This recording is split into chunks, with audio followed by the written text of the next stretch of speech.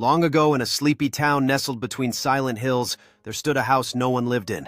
Its paint had long peeled away, its windows were clouded with dust, and vines clung to its walls like time refusing to let go. Children crossed the street to avoid it. Grown-ups lowered their voices when speaking of it. They said the house was waiting, but no one knew for what. One rainy evening, a boy named Alex moved to the town with his grandmother. Curious and full of mischief, he didn't fear the stories the townspeople whispered. On his way home from school, he often paused outside the old house, watching the wind stir its tattered curtains. One day, lightning cracked across the sky, and Alex spotted a light in the attic window.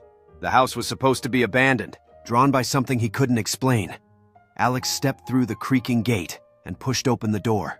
The moment he did, the wind stopped. Time felt slower. Dust floated in the air like frozen snow. Inside, the furniture was old but untouched, as though the owners had stepped out just yesterday. A clock ticked softly on the wall, though no one had wound it. Then he heard it. A voice, soft and strange, coming from upstairs. Not a warning, not a cry, a lullaby. Alex followed it to the attic. There he found an old rocking chair moving by itself, and in it a book open to the middle. The voice was coming from the book. It was telling his story, his arrival, his footsteps, his name. Alex touched the page and suddenly he remembered. Not just the town, not just the house, but the attic, the lullaby, and the mother who once sang it to him. This had been his home. Long ago, when he was very small, something had happened. A fire! A rescue. He had survived but forgotten. The house had not. It had waited. Waited until he came back. Not for haunting, but for healing.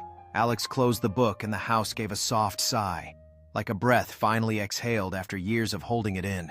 From that day forward, the windows no longer looked clouded. The paint didn't seem so faded, and people said the house didn't feel sad anymore. It had stopped waiting.